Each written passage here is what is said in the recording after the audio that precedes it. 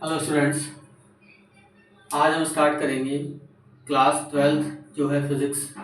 उसके अंदर हम बात करेंगे कि आपका जो फिज़िक्स का सिलेबस है वो कितना है जेईई और नीट के हिसाब से, बोर्ड्स के हिसाब से। उसके बारे में डिस्कस करेंगे।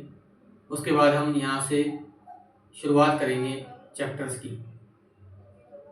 तो ये जो कंटेंट है ये आपको बोर्ड्स के हिसाब से, जेईई के हिसाब से और नीट के हिसाब से, सभी के हिसाब से मिलेगा। तो अब देखो, सबसे पहले देखो कि जो सिलेबस है हमारा उसमें बुक फर्स्ट है।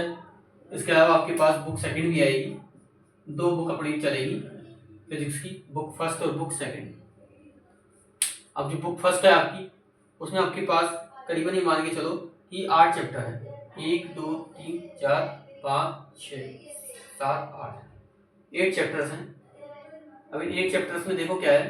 पहला चैप्टर आपका है इलेक्ट्रिक चार्ज एंड फील्ड। इसमें हम क्या करेंगे, जो चार्ज होता है, चार्ज जो भी आपने पढ़ा होगा प्रीवियस क्लास में, उसकी वजह से जो कितना फील्ड वो जनरेट करता है, उसकी क्या क्या प्रॉपर्टीज़ हैं, उसके क्या क्या एप्लीकेशंस हैं, गॉस के एप्लीकेशंस हैं, वो सारे के सारे हम इसके अंदर पढ़ेंगे।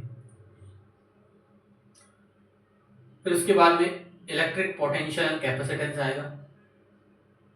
तो ये भी इसी से जुड़ा हुआ चैप्टर है। अब इसको हम बोलते हैं, इसको हम कहते हैं इलेक्ट्रोस्टैटिक्स। इन दोनों को हम कहते हैं, ये दोनों जो कंबाइंड चैप्टर होते हैं इनको बोलते हैं इलेक्ट्रोस्टैटिक्स। ये इलेक्ट्रोस्टैटिक्स में आते हैं। तो इलेक्ट्रोस्टैटिक्स का मतलब क्या हो गया कि यहाँ पे इलेक्ट्रिक चार्ज एंड फील्ड आ गया और इलेक्ट्रिक पोटेंशियल और कैपेसिटर आ गया। अब इसमें हम क्या करेंगे, इलेक्ट्रिक चार्ज एंड फील्ड के बारे में पढ़ेंगे, फिर इलेक्ट्रिक पोटेंशियल के बारे में पढ़ेंगे और फिर हम कैपेसिटेंस के बारे में पढ़ेंगे। तो इस तरह का सीक्वेंस रहेगा।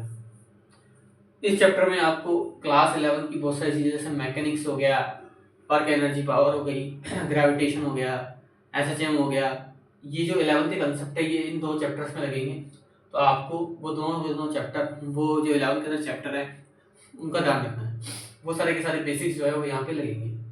तो अगर वो नहीं आते हैं तो यहाँ पे चैप्टर आपको समझ में नहीं आएगा। अब हम बात करते हैं इलेक्ट्रिक करंट की। तो इलेक्ट्रिक करंट एक ऐसा चैप्टर है जो बिल्कुल नया चैप्टर है। उसका 11 के बेसिक से कोई रिलेशन नहीं है कि आपको मैकेनिक्स आती है नहीं आती है, एसएचएम आता है नहीं आता है, केटीजे आती है नहीं आती है, वो इसके अंदर अप्लाई नहीं होगी। आप बिना उसको जाने भी इलेक्ट्रिक करंट के बारे में पढ़ सकते हैं।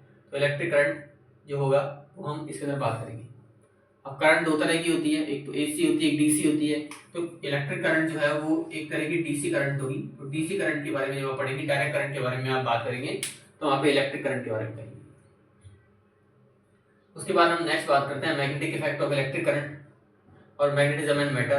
तो ये जो होता है ये फिजिक्स की एक ब्रांच होती है, मैग्नेटिज्म, उसके अंदर आती है। फिजिक्स की ब्रांच है मैग्नेटिज्म, उसके अंदर आती है।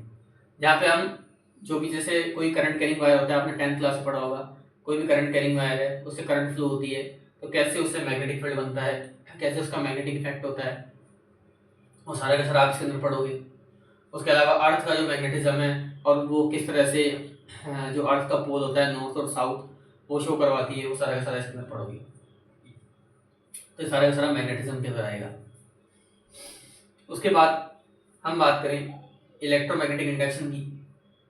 तो ये चैप्टर वो चैप्टर है जो इलेक्ट्रोस्टैटिक्स और मैग्नेटोस्टैटिक्स दोनों से मिलकर, मतलब इलेक्ट्रिक फील्ड और मैग्नेटिक फील्ड दोनों में मिलकर बना होता है, इसलिए इसको कहेंगे इलेक्ट्रोमैग्नेटिक इंडक्शन। इसको ईएमआई भी कहते हैं। ठीक है, इसमें आप दोनों का इफेक्ट पढ़ोगे। इसके बाद नेक्स्ट आता है अल्टरनेटिंग करंट। तो अल्टरनेटिंग करंट एसी जो होता है, मैंने पहले बोला कि करंट दो तरह की होती है, एसी और डीसी। तो यहाँ पे आ जाएगी एसी। एसी यानी ऐसी करंट जो एक टाइम पीरियड के बाद अपनी डायरेक्शन को चेंज करती है, तो अल्टरनेटिंग करंट होती है। उसके क्या क्या एप्लीकेशन है वो आप इसके अंदर पढ़ोगे। उसके बाद इलेक्ट्रोमैग्नेटिक वेव्स, ईएम वेव्स बोलते हैं इसको। ये बहुत ही छोटा चैप्टर है इन चैप्टर से कंपेरेटिव। इसमें आप जो इलेक्ट्रोमैग्नेटिक वेव है वो क्या करती है, क्या उसकी डायरेक्शन है, उसके क्या वो नेचर है, क्या उसकी एप्लीकेशन है, जो भी है। इसमें एक नया कंसेप्ट आएगा डिस्प्लेसमेंट करंट, वो भी आप पढ़ोगे आगे। तो सारे के सारे जो है आप इसके अंदर पढ़ोगे। इस तरह से हमारे पास फर्स्ट बुक के अंदर 8 चैप्टर हो गए। अब जो ये सारा का सारा जो हमारे पास में जो चैप्टर फर्स्ट बुक होती है, इसको हम इलेक्ट्रोमैग्नेटिज्म कहते हैं। क्या बोलते हैं? इलेक्ट्रोमैग्नेटिज्म। इलेक्ट्रोमैग्नेटिज्म का मतलब है कि इलेक्ट्रिक और मैग्नेटिक फील्ड की जो पूरी की पूरी ब्रांच है वो सारा का सारा इसके अंदर आती है। तो फर्स्ट बुक को हम इलेक्ट्रोमैग्नेटिज्म भी कहेंगे। तो इस तरह से पहली बुक के बारे में आप देख सकते हो। अब हम बात करते हैं सेकंड बुक की।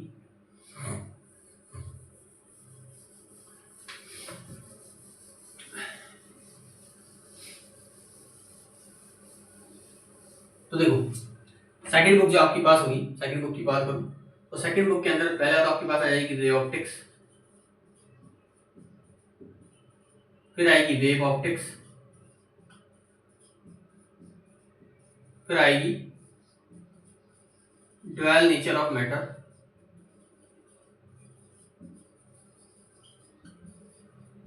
पार्टिकल एंड वेव,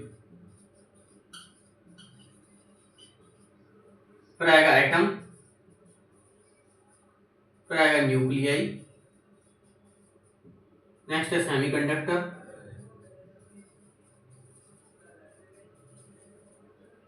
और फिर है लास्ट कम्युनिकेशन।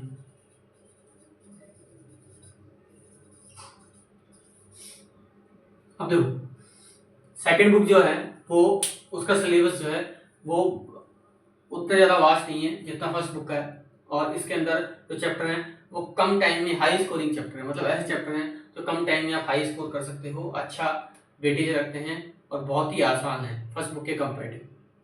अब जैसे मैं रे ऑप्टिक्स की बात करूँ तो ये सारा का सारा टेंथ से रिलेटेड है।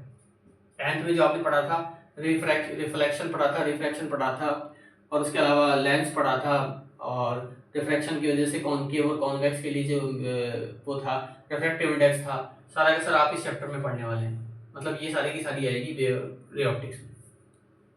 उसके अलावा जैसे रे ऑप्टिक्स की बात करूँ तो उसके अलावा जैसे रे ऑप्टिक्स में जो चीज़ नहीं आती जैसे डिफ्रैक्शन है, डिफ्रैक्शन हो गया, इंटरफेरेंस हो गया, ये नई बिल्कुल टर्म है जो आप इसके अंदर पढ़ोगे। इंटरफेरेंस क्या होता है, डिफ्रैक्शन क्या होता है, ये सारा का सारा जो है ये वेव नेचर की वजह से होता है, लाइट की नेचर की वजह से, तो सारा का सारा आप इसके अंदर पढ़ोगे। और इस ब्रांच को हम कहते हैं ऑप्टिक्स, जिसकी ये दोनों चैप्टर ऑप्टिक्स की ब्रांच में आते हैं। उसके बाद में आपके पास चार चैप्टर है, एक तो dual nature of matter and particle wave, atom, nuclei, semiconductor और कम्युनिकेशन। ये सारे के सारे मॉडर्न फिजिक्स में आते हैं।